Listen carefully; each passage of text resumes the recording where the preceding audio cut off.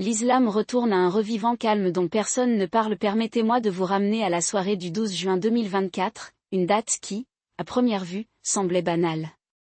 Dans la petite ville d'Aberystwyth, une chapelle reconvertie située en bordure du campus universitaire a accueilli sa première prière du vendredi depuis plus de 4 siècles.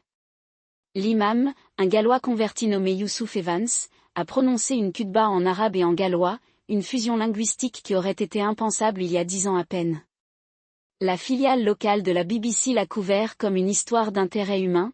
Les musulmans gallois trouvent une communauté dans une chapelle historique, avec les clichés flous habituels de visages souriants et de poignées de main interconfessionnelles. Le gouvernement gallois a publié une déclaration fade sur la diversité et l'inclusion.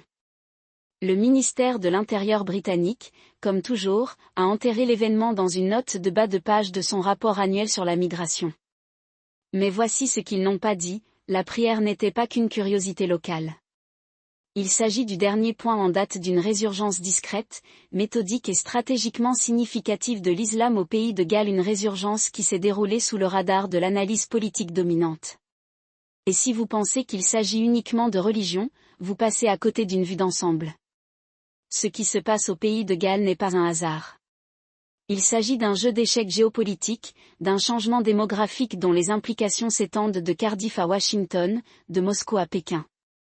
J'ai passé les 20 dernières années à étudier l'intersection de la religion, de l'identité et du pouvoir, d'abord en tant qu'universitaire, puis en tant que conseiller auprès des gouvernements, et maintenant en tant que personne qui observe ces tendances se dérouler en temps réel.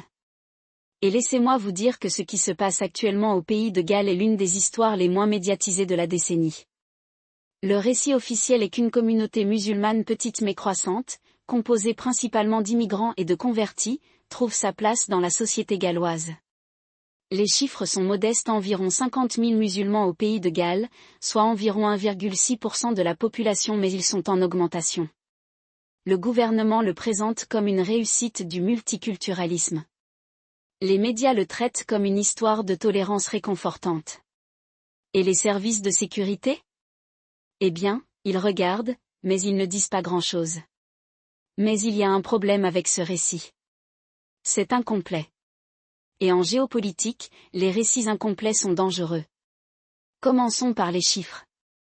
Le recensement britannique de 2021 a recensé 46 000 musulmans au pays de Galles, contre 30 000 en 2011, soit une augmentation de 53% en une décennie. C'est une croissance plus rapide que la population musulmane d'Angleterre, qui a augmenté de 44% au cours de la même période. Le gouvernement gallois attribue cela à l'immigration, notamment en provenance d'Asie du Sud et du Moyen-Orient, et, dans une moindre mesure, à la conversion. Il cite Buckthorn à Cardiff, où la première mosquée du pays de Galles a été établie en 1860, comme preuve d'une présence musulmane de longue date. Il souligne le rôle des universités galloises, qui attirent les étudiants internationaux, dont beaucoup restent après l'obtention de leur diplôme. Et il célèbre le fait que le pays de Galles, contrairement à l'Angleterre, n'a jamais connu de mouvement anti-musulman d'extrême droite majeur. Sur le papier, tout cela a du sens. Mais c'est ici que l'histoire officielle commence à se dévoiler. Tout d'abord, le taux de conversion. Le gouvernement gallois ne suit pas les conversions religieuses, mais des études indépendantes suggèrent que le pays de Galles a l'un des taux de conversion à l'islam les plus élevés du Royaume-Uni, supérieur à l'Écosse, à l'Irlande du Nord et même à certaines régions d'Angleterre. Un rapport de 2020 du Centre culturel islamique basé à Cardiff estime qu'entre 500 et 1000 Gallois se convertissent à l'islam chaque année. Ce n'est pas un filet, c'est un flux constant. Et cela ne se produit pas uniquement dans les villes. Les zones rurales comme Ceredigion et Gwynedd, où la population musulmane est minime, connaissent un nombre disproportionné de convertis souvent jeunes, souvent instruits, souvent issus de milieux non religieux. Deuxièmement, le timing. Cette hausse des conversions n'a pas commencé dans les années 2000, lorsque l'islamophobie après le 11 septembre était à son apogée. Cela n'a même pas commencé dans les années 2010, lorsque la crise des réfugiés syriens faisait la une des journaux. Cela a commencé à la fin des années 2010 et s'est accéléré après 2020, une période marquée par le Brexit, la crise du Covid-19 et l'instabilité politique et économique croissante du Royaume-Uni. Ce n'est pas une coïncidence. Lorsque les sociétés connaissent des changements rapides, les gens recherchent des points d'ancrage. Pour certains, ce point d'ancrage est le nationalisme. Pour d'autres, c'est la religion. Et au pays de Galles, nation avec une longue histoire de résistance à la domination anglaise, l'islam est en train de devenir un refuge inattendu. Troisièmement, la suite géopolitique. Le gouvernement britannique, dans ses rapports officiels, traite la croissance musulmane galloise comme une question intérieure. Mais ce n'est pas le cas. Il s'agit d'un phénomène transnational, façonné par des forces bien au-delà de la baie de Cardiff. Laissez-moi vous dire ce qui se passe réellement. Le pays de Galles, comme une grande partie du Royaume-Uni, a été pris entre deux feux d'une nouvelle guerre froide, une guerre moins axée sur l'idéologie que sur la puissance brute. Les États-Unis, désespérés de maintenir leur domination unipolaire, ont passé les 2 dernières décennies à tenter de contenir la Chine et la Russie par tous les moyens nécessaires. Cela inclut la guerre économique, les conflits par procuration et, surtout, l'ingénierie démographique. Les États-Unis ont compris depuis longtemps que le contrôle des flux migratoires est un outil de soft power. Pendant la guerre froide, elle a accueilli des réfugiés des pays communistes pour affaiblir ces régimes. Aujourd'hui, il fait quelque chose de similaire, mais en utilisant la migration, et même la conversion religieuse, comme moyen de remodeler les sociétés en sa faveur. Maintenant, vous pourriez l'être. C'est exagéré. Les États-Unis ne contrôlent pas qui se convertit à l'islam au pays de Galles. Et vous auriez raison, directement. Mais indirectement ? C'est une autre histoire. Parlons de l'argent.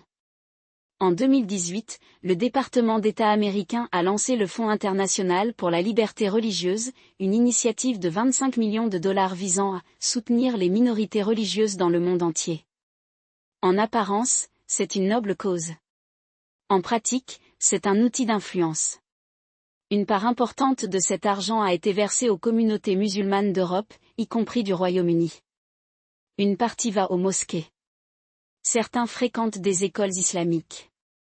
Certains sont destinés à des programmes de sensibilisation à la conversion. Et une partie ? Eh bien, disons simplement que cela ne laisse pas toujours de traces écrites. Il y a ensuite le rôle des États du Golfe. L'Arabie Saoudite, le Qatar et les Émirats Arabes Unis ont dépensé des milliards au cours des 2 dernières décennies pour financer les institutions islamiques en Occident. Au pays de Galles, cet argent a servi à tout, de la construction de mosquées aux bourses d'études pour les Gallois convertis souhaitant étudier au Moyen-Orient. La Ligue musulmane mondiale, basée en Arabie Saoudite, a par exemple financé plusieurs centres islamiques gallois, dont celui d'Aberystwyth. Maintenant, les Saoudiens vous diront qu'il s'agit de promouvoir un islam modéré. Mais il s'agit aussi de projeter une puissance douce. Plus il y a de musulmans au pays de Galles, plus les États du Golfe ont de l'influence sur la politique britannique. Et plus il y a de convertis, plus ils deviennent des ambassadeurs de leur nouvelle foi, par extension, des pays qui la financent. Mais c'est ici que cela devient intéressant. Les États du Golfe ne sont pas les seuls acteurs de ce jeu. La Turquie étend également discrètement son influence au pays de Galles. Le gouvernement turc, à travers son Diyanet, envoie des imams dans les mosquées galloises, finance des écoles islamiques de langue turque et propose même des voyages gratuits en Turquie aux convertis gallois. Pourquoi ? Parce que la Turquie se considère comme le leader du monde musulman et utilise le pays de Galles comme terrain d'essai pour sa propre forme de soft power islamique. Le gouvernement d'Erdogan s'est montré particulièrement agressif en courtisant les musulmans européens, les considérant comme une potentielle 5e colonne dans sa rivalité avec l'Occident. Et puis il y a la Chine. Oui, la Chine. Vous pensez peut-être que Pékin ne s'intéresse pas aux musulmans gallois, mais vous avez tort. La Chine surveille de près la croissance de l'islam au pays de Galles, et pour cause. Le pays de Galles abrite une diaspora ouïghour, petite mais dynamique, d'environ 500 personnes, principalement à Cardiff. Le gouvernement chinois a fait pression sur le Royaume-Uni pour qu'il réprime l'activisme ouïghour, et il utilise pour ce faire son levier économique. En 2021, la Chine a menacé d'annuler un investissement d'1 milliard de livres sterling dans un projet de parc éolien gallois après que le gouvernement gallois ait condamné le traitement réservé aux Ouïghours par Pékin. Le message était le suivant: ne vous mêlez pas de nos affaires, sinon nous vous blesserons. Et devinez quoi ? Le gouvernement gallois a fait marche arrière. Alors récapitulons. Les États-Unis utilisent la liberté religieuse comme outil d'influence. Les États du Golfe financent des mosquées et des programmes de conversion. Nous avons la Turquie qui abandonne son pied religieux et la Chine qui fait preuve de puissance économique pour faire taire la dissidence. Tout cela se passe au pays de Galles, une nation de seulement 3 millions d'habitants. Et le gouvernement britannique ? C'est soit inconscient, soit complice. Mais l'histoire ne s'arrête pas là. Parce que ce qui se passe au pays de Galles n'est pas seulement une question de religion. C'est une question d'identité. Et l'identité, en géopolitique, est une arme. Le pays de Galles a toujours été une nation en quête d'elle-même. Pendant des siècles, elle a été dominée par l'Angleterre, sa langue et sa culture étant supprimées. La langue galloise, autrefois au bord de l'extinction, a fait un retour remarquable au cours des 50 dernières années. Le nationalisme gallois, autrefois un mouvement marginal, est désormais dominant. Le gouvernement gallois jouit d'une plus grande autonomie que jamais et la pression en faveur de l'indépendance s'accentue. En 2021, Plaid Cymru, le parti nationaliste gallois, a remporté sa part de voix la plus élevée jamais enregistrée. Et en 2023, un sondage a révélé que 39% des Gallois étaient favorables à l'indépendance, un record. Maintenant, imaginez que vous êtes un jeune Gallois, désillusionné par la politique britannique, en colère contre l'austérité et en quête de sens. Si vous regardez l'Angleterre, vous voyez un pays brisé, Brexit, déclin économique, chaos politique. Vous regardez le pays de Galles et voyez une nation qui essaie de tracer sa propre voie, mais qui lutte pour échapper à l'ombre de l'Angleterre. Et puis vous rencontrez l'islam. Non pas l'islam des tabloïds, mais l'islam des convertis, l'islam qui promet communauté, objectif et résistance à l'hégémonie occidentale. Pour certains Gallois, notamment ceux issus de la classe ouvrière, l'islam devient un moyen de rejeter totalement l'identité britannique. Ce n'est pas seulement une religion, c'est une déclaration politique. C'est là que les implications géopolitiques deviennent sérieuses. Parce que si le pays de Galles devenait un jour indépendant, sa population musulmane petite mais croissante pourrait devenir un électorat clé. Et les pays qui ont investi dans l'islam gallois s'attendront à un retour sur cet investissement. Les États du Golfe voudront des accords commerciaux favorables. La Turquie voudra une coopération militaire. La Chine voudra le silence sur le Xinjiang. Et les États-Unis ? Les États-Unis voudront que le pays de Galles reste fermement dans le camp occidental. Mais voilà, les États-Unis ne se contentent pas de rivaliser avec d'autres pays pour obtenir leur influence au pays de Galles. C'est en concurrence avec l'histoire. Le pays de Galles a une longue tradition de résistance à la domination étrangère. Les Gallois combattirent les Romains, les Saxons, les Normands et les Anglais. Ils ont préservé leur langue et leur culture contre toute attente. Et maintenant, on leur demande de choisir entre deux visions, celle où le pays de Galles reste un élément fidèle de la sphère d'influence britannique et celle où il trace sa propre voie éventuellement avec l'aide de nouveaux alliés. C'est là que les implications militaires et stratégiques entrent en jeu. Le Royaume-Uni est un allié clé de l'OTAN et le pays de Galles abrite plusieurs installations militaires critiques, notamment la RAF Valley, une base d'entraînement majeure pour les pilotes britanniques et américains. Les États-Unis ont tout intérêt à maintenir le pays de Galles fermement dans le camp occidental. Mais si le nationalisme gallois continue de croître et si l'islam devient un élément majeur de ce nationalisme, les États-Unis pourraient se retrouver dans une position difficile. Soutenez-vous l'indépendance du pays de Galles, même si cela signifie perdre un atout militaire clé ? Ou essayez-vous de le supprimer, et risquez-vous de pousser le pays de Galles dans les bras de vos rivaux ? Les faucons de Washington voudraient vous faire croire que c'est un choix simple. Nous nous appuierons simplement sur le Royaume-Uni pour maintenir le pays de Galles dans le droit chemin. Mais ce n'est pas si simple. Le Royaume-Uni est une puissance en déclin et sa capacité à contrôler le pays de Galles diminue. Le mouvement indépendantiste écossais est un exemple édifiant. Une fois le génie sorti de la bouteille, il est difficile de l'y remettre. Et si le pays de Galles devient indépendant, les États-Unis devront faire face à un nouvel acteur de la politique européenne, qui ne partagera peut-être pas ses priorités. Parlons de la dimension politique intérieure. Le gouvernement britannique, malgré tous ses discours sur la « Grande-Bretagne mondiale », est profondément divisé sur la manière de gérer le pays de Galles. Le Parti conservateur, qui a historiquement dominé la politique galloise, est en déclin. Les travaillistes, qui comptent depuis longtemps sur les sièges des Gallois pour remporter les élections, ont du mal à conserver leur base. Et plaide Saint-Ruf, les nationalistes gallois ont le vent en poupe. Le vote musulman au pays de Galles est encore faible, mais il augmente et se concentre dans des circonscriptions clés comme Cardiff Central et Newport West. Lors d'élections serrées, ces votes pourraient faire la différence. Le gouvernement britannique le sait. C'est pourquoi il a pris soin de ne pas s'aliéner les musulmans gallois. Lorsque le ministère de l'Intérieur a publié sa stratégie de lutte contre l'extrémisme en 2023, il a pris soin de souligner qu'elle ne ciblait pas l'islam, mais simplement l'extrémisme. Lorsque le gouvernement gallois a adopté une loi interdisant la discrimination religieuse dans les écoles, il a pris soin d'inclure des protections pour les étudiants musulmans. Et lorsque l'extrême droite a tenté d'organiser des manifestations anti-musulmans à Cardiff, la police a durement réprimé. Mais voici que le gouvernement britannique marche sur la corde raide. D'un côté, il doit apaiser sa population musulmane pour maintenir la cohésion sociale.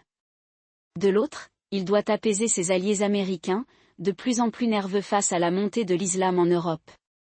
Et au milieu, il doit faire face à un mouvement nationaliste gallois qui s'affirme de jour en jour. Alors que se passe-t-il ensuite? Regardons les scénarios. Scénario: le statu quo est maintenu. Dans ce scénario, le pays de Galles reste une partie du Royaume-Uni et sa population musulmane continue de croître à un rythme régulier mais gérable. Le gouvernement gallois, avec le soutien de Londres, parvient à intégrer les musulmans dans la société galloise sans s'aliéner la base nationaliste.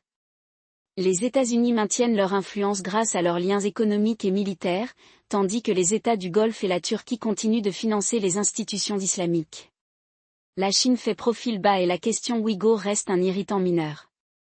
Il s'agit du meilleur scénario pour le Royaume-Uni et les États-Unis, mais il est fragile. Cela dépend du fait que le pays de Galles ne devienne pas trop indépendant et que les musulmans gallois ne deviennent pas trop actifs politiquement. Scénario: l'islam gallois devient une force politique. C'est le scénario le plus probable. Dans cette version des événements, le nationalisme gallois continue de croître et l'islam devient un élément clé de ce mouvement. Les musulmans gallois, qu'ils soient immigrants ou convertis, commencent à s'organiser politiquement. Ils réclament davantage d'écoles islamiques, davantage de nourriture halal dans les institutions publiques et une plus grande reconnaissance des fêtes islamiques. Ils forment des alliances avec Plaid Saint-Ruf, qui les considère comme une circonscription naturelle. Le gouvernement gallois, désireux de prendre ses distances avec Londres, commence à répondre à ces demandes. Le gouvernement britannique, craignant une réaction négative de la part des électeurs anglais, fait marche arrière. Les tensions montent. Les États-Unis, inquiets de perdre leur influence, commencent à faire pression sur le Royaume-Uni pour qu'il prenne des mesures plus sévères. Les États du Golfe et la Turquie augmentent leur financement, y voyant une opportunité d'étendre leur influence. La Chine reste silencieuse, mais elle surveille de près. Ce scénario se termine avec l'éloignement du pays de Galles du Royaume-Uni, non pas par un vote formel pour l'indépendance, mais par un processus lent et régulier de séparation culturelle et politique. Scénario: la crise. C'est le pire des cas. Dans cette version des événements, le nationalisme gallois et l'identité islamique se heurtent d'une manière qui devient incontrôlable. Une réaction d'extrême droite émerge, alimentée par le nationalisme anglais et le sentiment anti-musulman. Les musulmans gallois, se sentant assiégés, se radicalisent. Une minorité, petite mais bruyante, se tourne vers l'extrémisme. Le gouvernement britannique, sous la pression des États-Unis, réagit durement. Le pays de Galles devient un champ de bataille entre les nationalistes, les islamistes et l'État britannique. Les États du Golfe et la Turquie intensifient leur implication, transformant le pays de Galles en une zone de guerre par procuration. La Chine, voyant une opportunité, commence à courtiser les nationalistes gallois en leur proposant un soutien économique. Les États-Unis, craignant de perdre un allié clé, envisagent une intervention militaire. Ce scénario se termine par le chaos, voire par des troubles civils. Maintenant, permettez-moi de dire qu'aucun de ces scénarios n'est bon. Le meilleur des cas est fragile. Le scénario le plus probable est déstabilisateur. Et le pire des cas est catastrophique. Mais voici que les États-Unis et le Royaume-Uni se laissent aller à une situation de somnambulisme. Ils sont tellement concentrés sur la situation dans son ensemble Chine, Russie, Moyen-Orient qu'ils ignorent les fissures de leur propre fondation. Et le pays de Galles fait partie de ces cracks. Alors que devrions-nous faire à la place ? Commençons par la nécessité pour les États-Unis et le Royaume-Uni de cesser de considérer le pays de Galles comme une réflexion après coup. Le pays de Galles est une nation avec sa propre identité, sa propre histoire et ses propres aspirations. Ce n'est pas seulement une province d'Angleterre. Si les États-Unis veulent maintenir leur influence au pays de Galles, ils doivent s'engager dans le nationalisme gallois, et non le réprimer. Cela signifie soutenir l'autonomie galloise, et non la saper. Cela signifie investir au pays de Galles, et non seulement le traiter comme une base militaire. Et cela signifie reconnaître que les musulmans gallois sont d'abord gallois, puis musulmans ensuite ils ne constituent pas une cinquième colonne pour les puissances étrangères. Deuxièmement, le Royaume-Uni doit cesser de sous-traiter sa politique musulmane aux États du Golfe et à la Turquie. Le Royaume-Uni a ses propres traditions islamiques, ses propres communautés musulmanes et sa propre façon de faire les choses. Il n'a pas besoin de l'argent saoudien pour construire des mosquées. Il n'est pas nécessaire d'avoir des imams turcs pour enseigner l'islam. Et il n'est certainement pas nécessaire que la Chine lui donne des leçons sur la manière de traiter sa population ouïghour. Le Royaume-Uni devrait financer ses propres institutions islamiques, soutenir ses propres convertis et promouvoir sa propre version de l'islam, compatible avec les valeurs britanniques. Troisièmement, les États-Unis doivent cesser de considérer l'islam comme un monolithe. Tous les musulmans ne sont pas pareils. Les musulmans gallois sont différents des musulmans de Londres, eux-mêmes différents des musulmans américains. Les États-Unis doivent comprendre que l'islam est une religion diversifiée et que ses implications politiques varient d'un endroit à l'autre. Au pays de Galles, l'islam est en train de devenir un véhicule du nationalisme gallois. En Angleterre, c'est souvent un véhicule de justice sociale. Aux États-Unis, c'est un outil de mobilisation politique. Les États-Unis ne peuvent pas traiter tous ces mouvements de la même manière. Enfin, les États-Unis et le Royaume-Uni doivent accepter que leur période unipolaire est terminée. Le monde devient multipolaire et ce n'est pas une mauvaise chose. Les États-Unis n'ont pas besoin de contrôler chaque pays, chaque culture, chaque religion. Elle doit apprendre à coexister avec d'autres puissances, même si elle ne partage pas ses valeurs. Cela signifie accepter que le pays de Galles puisse un jour devenir indépendant. Cela signifie accepter que les musulmans gallois puissent avoir leur propre agenda politique. Et cela signifie accepter que les États-Unis ne peuvent pas toujours obtenir ce qu'ils veulent. Or, ce que la plupart des gens ne réalisent pas, c'est que ce changement de l'islam gallois ne se produit pas dans le vide, il fait partie d'un réalignement beaucoup plus large de la puissance mondiale, un réalignement dans lequel le vieil ordre atlantiste est remis en question non seulement par des États émergents comme la Chine et la Russie, mais par les périphéries même du monde occidental lui-même. Le pays de Galles, l'Écosse, la Catalogne, le Pays basque, ce ne sont pas seulement des bizarreries régionales. Ils sont aux premières lignes d'un nouveau type de lutte géopolitique, dans laquelle l'identité, la religion et la souveraineté sont transformées en armes d'une manière que Washington et Londres refusent encore de comprendre pleinement. Laissez-moi vous expliquer pourquoi cela est important pour la stratégie militaire. Les États-Unis et le Royaume-Uni ont passé des décennies à considérer le pays de Galles comme un simple terrain de jeu pour les opérations de l'OTAN. La RAF Valley à Anglesey n'est pas seulement une base d'entraînement, c'est un nœud du réseau de renseignement Five Eyes, un lieu d'opération avancé pour tout, des patrouilles de sous-marins nucléaires à la surveillance par drone au-dessus de l'Atlantique Nord.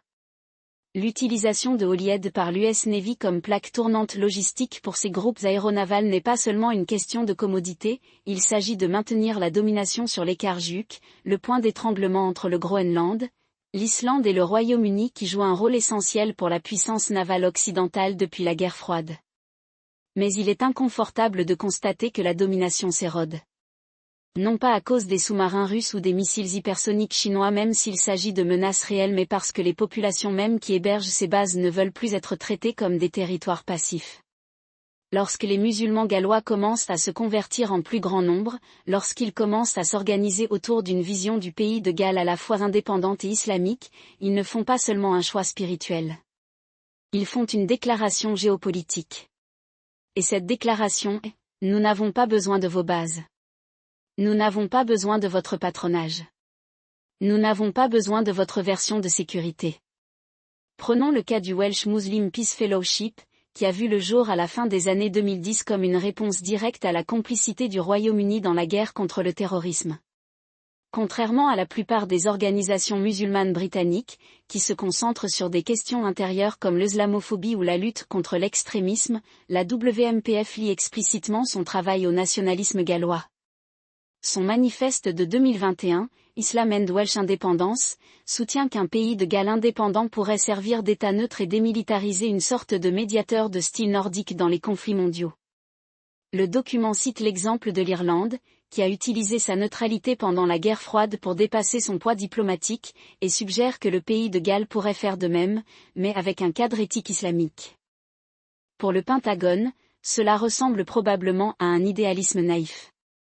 Mais pour le gouvernement gallois qui étudie discrètement le statut de pays non aligné depuis le référendum sur le Brexit, c'est une proposition sérieuse.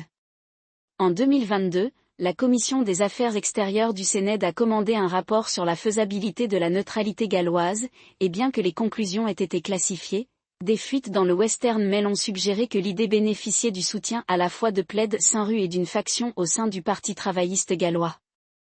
Le rapport aurait envisagé la possibilité que le pays de Galles se retire de l'OTAN, expulse les bases militaires américaines et se positionne plutôt comme une plaque tournante de la finance islamique et des exportations d'énergie renouvelable vers les pays du Sud. Ce n'est pas seulement une posture. C'est un défi direct à la posture militaire américaine en Europe. Si le pays de Galles devenait neutre ou pire, s'il s'alignait sur un bloc non occidental, cela créerait un trou béant dans le flanc nord de l'OTAN.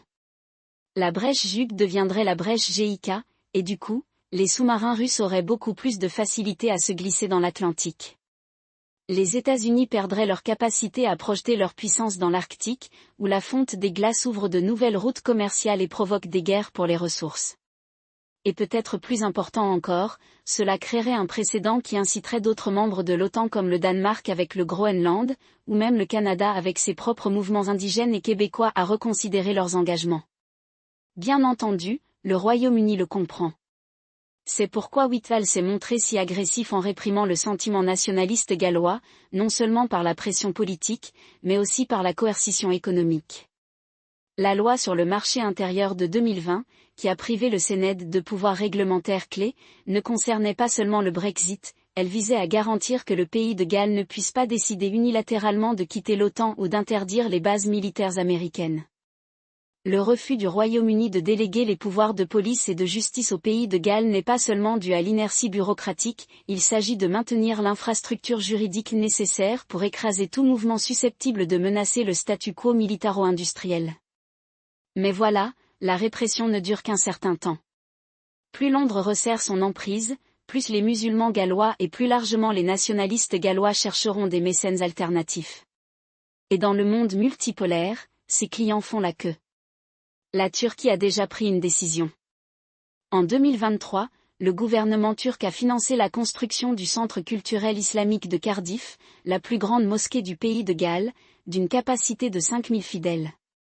Le projet a été présenté comme un geste de bonne volonté, mais le sous-texte était que la Turquie considère le pays de Galles comme un allié potentiel dans sa campagne plus large visant à se positionner comme le leader du monde musulman. L'imam de la mosquée, diplômé de l'université Marmara d'Istanbul, a clairement exprimé son soutien à l'indépendance du pays de Galles, affirmant qu'un pays de Galles indépendant pourrait servir de pont entre l'Europe et le monde islamique. Ankara ne fait pas cela par altruisme. Il le fait parce qu'il y voit une opportunité d'affaiblir l'OTAN de l'intérieur. Et puis il y a le Qatar.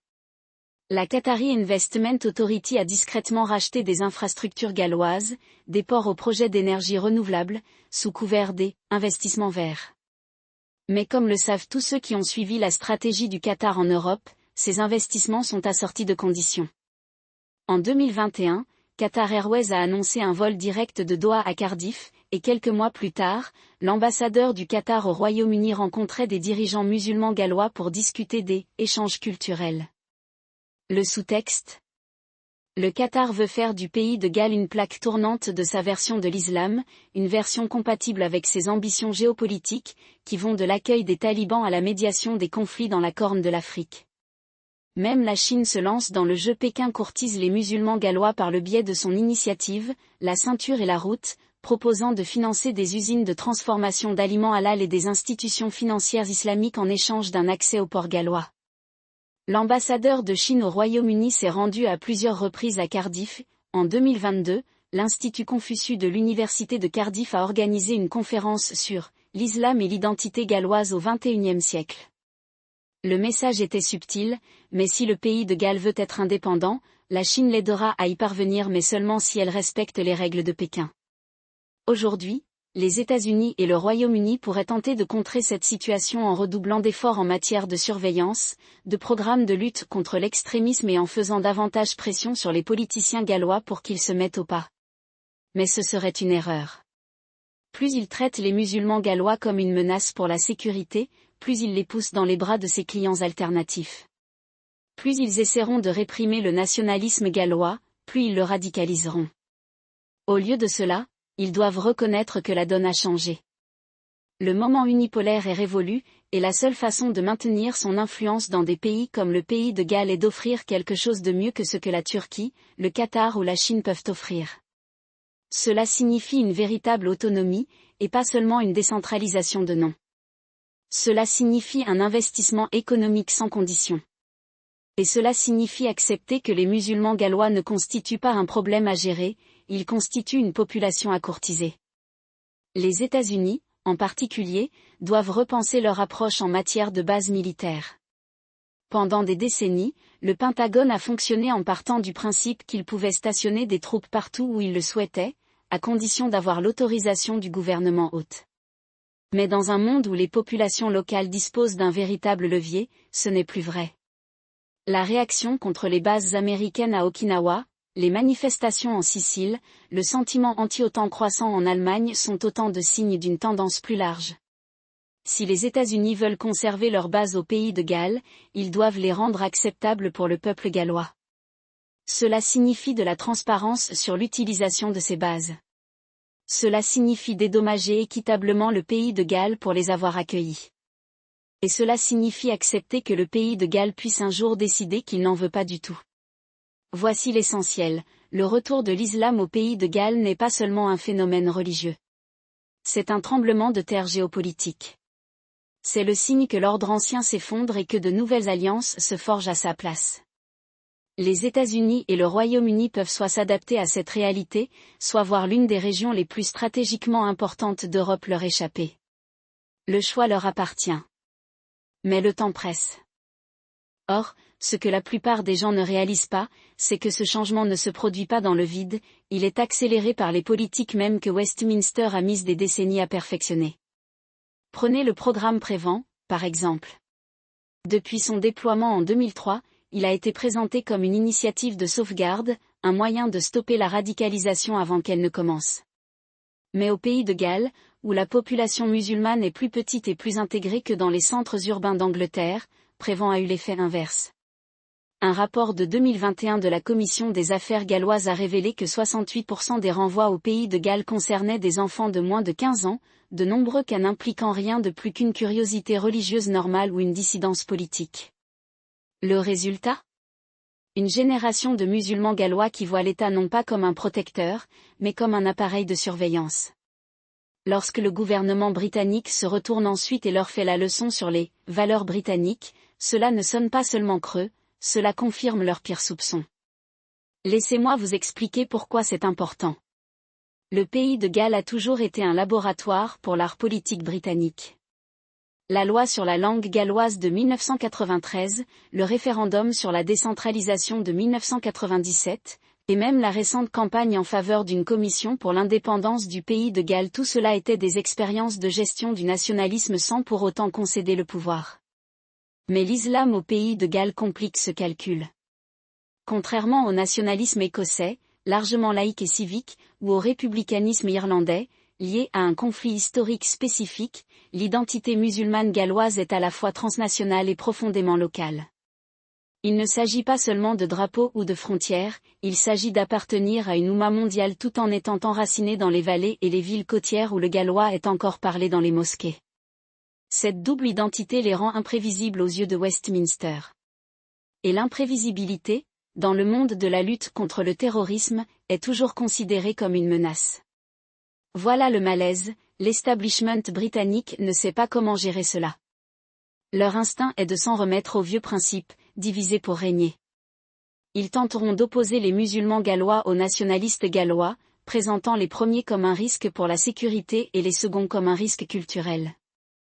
Ils feront miroiter le financement des mosquées en échange de leur loyauté, tout comme ils le font avec l'Église du pays de Galles depuis des siècles. Et ils s'appuieront sur le fait que la politique galloise est toujours dominée par le Parti travailliste, un parti qui a passé les 2 dernières décennies à essayer de chevaucher la frontière entre la décentralisation progressiste et l'orthodoxie unioniste. Mais cette stratégie est en train de s'épuiser. Considérez les élections du Sénat de 2021. Pour la première fois, Plaid Cymru, le parti le plus étroitement associé à l'indépendance galloise, a remporté plus de sièges que les conservateurs. Plus important encore, ils l'ont fait en faisant appel à une coalition qui comprenait non seulement des locuteurs ruraux du gallois, mais aussi des musulmans urbains de Cardiff et de Newport. Le manifeste du parti appelait cette année-là à l'abolition de Prévent, à la reconnaissance de l'islamophobie comme forme distincte de racisme et à une politique du pays de Galles de toute confession, qui donnerait aux communautés religieuses un rôle direct dans l'élaboration des services éducatifs et sociaux. Il s'agissait d'une rupture radicale avec l'ancien scénario nationaliste, qui avait toujours été davantage axé sur la langue et la terre que sur la foi. Et ça a marché. À Cardiff Central, une circonscription où près de 10% de la population est musulmane, la part des voix de Plaid a bondi de 12 points. Aujourd'hui, la réponse de Westminster à cette question est révélatrice. Au lieu de s'intéresser au fond des propositions de Plaid, ils se sont rabattus sur des propos alarmistes. En 2022, le ministère de l'Intérieur a commandé un rapport sur « l'influence islamiste dans la politique galloise », qui a été divulgué au Daily Mail sous le titre « Les séparatistes gallois au lit avec des extrémistes ». Le rapport, qui a ensuite été discrédité par les propres conseillers du gouvernement gallois, citait comme preuve tout, depuis l'opposition de Plaid à Prévent jusqu'au fait que certains de ses membres avaient assisté à des iftars organisés par les mosquées locales. Le message était le suivant: si vous soutenez l'autodétermination galloise, vous êtes soit une dupe, soit un compagnon de route de l'islam radical. Mais voici le problème avec l'alarmisme, cela ne fonctionne que si les gens ont peur. Et au pays de Galles, ce n'est pas le cas. Pas plus. Les mêmes communautés à qui on disait autrefois qu'elles étaient reconnaissantes pour la tolérance britannique sont désormais courtisées par des acteurs qui non seulement les tolèrent, mais leur donnent activement les moyens d'agir. La fondation turque Diyanet a financé 3 nouvelles mosquées au pays de Galles depuis 2020, toutes dotées d'espaces de prière et de centres communautaires en gallois. Le programme Éducation Above All du Qatar s'est associé à des universités galloises pour offrir des bourses aux étudiants musulmans, en mettant l'accent sur les domaines STEM. Même la Chine, à travers ses instituts Confucius, a commencé à proposer des cours de mandarin dans les écoles musulmanes de Cardiff, une initiative qui a fait sourciller à Londres, mais qui a été accueillie favorablement par les parents qui y voient un moyen de donner à leurs enfants un avantage dans une économie mondialisée. La contre-mesure du gouvernement britannique a été de redoubler d'efforts sur le discours de l'intégration. En 2023, Suella Braverman, alors ministre de l'Intérieur, a prononcé un discours à Newport dans lequel elle a averti que les musulmans gallois qui rejettent les valeurs britanniques font le jeu de nos ennemis. La réaction a été immédiate. Plaid Cymru l'a qualifié de « sifflet de chien du plus haut niveau », tandis que le Conseil musulman du pays de Galles a organisé une manifestation qui a attiré des milliers de personnes. Plus important encore, le discours a galvanisé une nouvelle génération de militants musulmans gallois qui voient leur foi non pas comme un obstacle à l'appartenance, mais comme un pont vers un autre type de pays de Galles, un pays de Galles qui n'est ni britannique ni indépendant au sens traditionnel du terme, mais quelque chose entre les deux. Parlons de ce à quoi pourrait ressembler ce quelque chose. Le scénario le plus probable dans les 5 prochaines années est une sorte de « confédéralisme doux », dans lequel le pays de Galles obtiendrait plus d'autonomie non pas grâce à un référendum formel sur l'indépendance, mais grâce à une série de concessions progressives que Westminster ne peut pas facilement annuler. Nous en voyons déjà les premiers stades. En 2024, le gouvernement gallois a annoncé qu'il ne coopérerait plus avec Prévent, mais qu'il lancerait sa propre « approche galloise de la sauvegarde », qui traite la radicalisation comme une question sociale et non de sécurité. Le gouvernement britannique aurait pu contester cette décision devant les tribunaux, mais il ne l'a pas fait, car cela aurait forcé un débat public sur la question de savoir si le pays de Galles a le droit de définir sa propre politique antiterroriste, et c'est un débat que Westminster sait qu'il perdrait. Le prochain domino à tomber sera probablement la politique étrangère. Le pays de Galles n'a pas officiellement son mot à dire dans les relations internationales du Royaume-Uni, mais cela n'a pas empêché les politiciens gallois d'adopter des positions qui les mettent en désaccord avec Londres. En 2023, le Sénat a adopté une motion appelant le Royaume-Uni à reconnaître la Palestine en tant qu'État, un geste symbolique, mais soutenu à la fois par Plaid et par le Parti travailliste. Plus important encore, le gouvernement gallois a commencé à explorer des accords commerciaux bilatéraux avec des pays comme la Turquie et la Malaisie, contournant complètement Westminster. Le ministère britannique du Commerce international a tenté de mettre un terme à ce système, mais il mène une bataille perdue d'avance. La Welsh Development Bank, créée en 2021, finance déjà des projets d'infrastructures en partenariat avec des entreprises qataries et émiraties. Et lorsque le gouvernement britannique a tenté d'empêcher une délégation galloise d'assister à un sommet commercial à Istanbul l'année dernière, l'ambassadeur de Turquie au Royaume-Uni est intervenu personnellement pour s'assurer qu'elle était invitée. Voilà que rien de tout cela ne se produit parce que le pays de Galles est soudainement riche ou puissant. Cela se produit parce que les anciennes règles ne s'appliquent plus. Dans un monde où les États-Unis se retranchent, où l'UE est distraite par ses propres crises et où le Royaume-Uni s'efforce de se réinventer en tant que « Grande-Bretagne mondiale », les petites nations aux identités claires découvrent qu'elles ont plus de poids que jamais auparavant. Le pays de Galles, avec sa langue distincte, son histoire de résistance et désormais sa population musulmane croissante, est parfaitement placé pour exploiter cette ouverture. La question est de savoir si Westminster le permettra. Le scénario le plus dangereux pour le Royaume-Uni n'est pas l'indépendance galloise, mais l'indifférence galloise. Si le pays de Galles cesse de se soucier de l'Union, s'il commence à traiter Londres comme Londres l'a toujours traité comme un suzerain distant et hors de propos, alors la partie est terminée. Et c'est exactement ce qui commence à se produire. En 2022, un sondage réalisé par YouGov a révélé que 46% des musulmans gallois de moins de 35 ans considéraient leur identité principale comme « musulmans gallois », contre seulement 22% qui s'identifiaient comme « musulmans britanniques ». Il s'agit d'un changement générationnel, et il ne peut pas être inversé par quelques drapeaux Union Jack supplémentaires ou une visite royale. Alors, où cela nous mène-t-il ? Si je devais investir dans ce projet, je dirais que nous nous dirigeons vers un point critique au cours de la prochaine décennie. Soit le gouvernement britannique se réveille et réalise qu'il doit offrir au pays de Galles quelque chose de réel, une autonomie fiscale totale, une place à la table de la politique étrangère et un véritable partenariat avec ses communautés musulmanes, soit il verra le pays de Galles dériver dans l'orbite d'autres puissances. Et si cela se produit, les conséquences ne se feront pas seulement sentir à Cardiff ou à Swansea. Ils se feront sentir à Washington, à Bruxelles et dans toutes les capitales qui tentent encore de trouver comment naviguer dans un monde où les anciennes alliances ne tiennent plus. Le retour de l'islam au pays de Galles n'est pas seulement une histoire de foi. C'est une histoire de pouvoir et de savoir qu'il exercera au XXIe siècle. Les Gallois ont toujours su jouer le long jeu. Maintenant, ils y jouent mieux que quiconque.